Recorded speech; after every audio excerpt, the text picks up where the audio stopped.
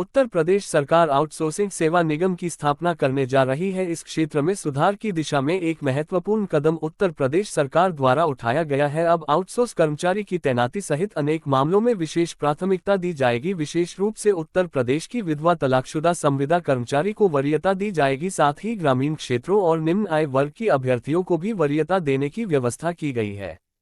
उम्मीद की जा रही है उत्तर प्रदेश आउटसोर्स सेवा निगम को होने वाली अगली कैबिनेट से जल्द मंजूरी मिल सकती है। कैबिनेट मंजूरी मिलने के बाद आउटसोर्स सेवा निगम का कार्य शुरू हो जाएगा।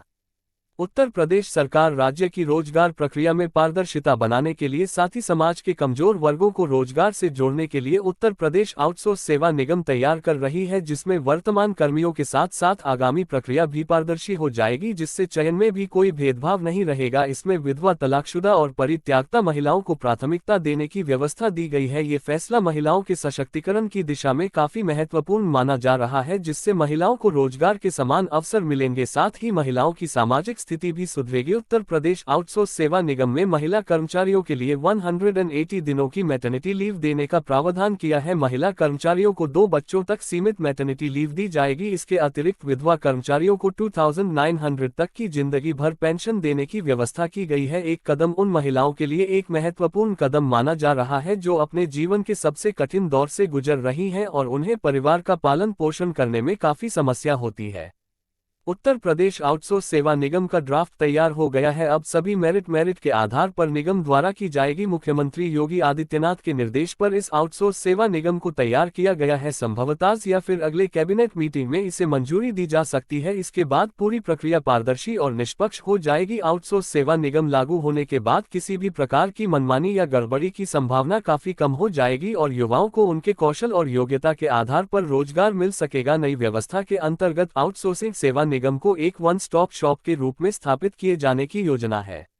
यह निगम राज्य सरकार और अनुदान प्राप्त करने वाली संस्थाओं को आउटसोर्सिंग पर संविदा कर्मी उपलब्ध कराएगी। इस कदम से ये भी निश्चित हो जाएगा कि सभी प्रक्रिया पारदर्शी, समयबद्ध और मेरिट आधार पर होगी। साथ ही सरकार का मुख्य उद्देश्य आउटसोर्सिंग से होने वाली किसी भी प्रकार की गड़बड़ी पर तत्काल रोक लगाना है।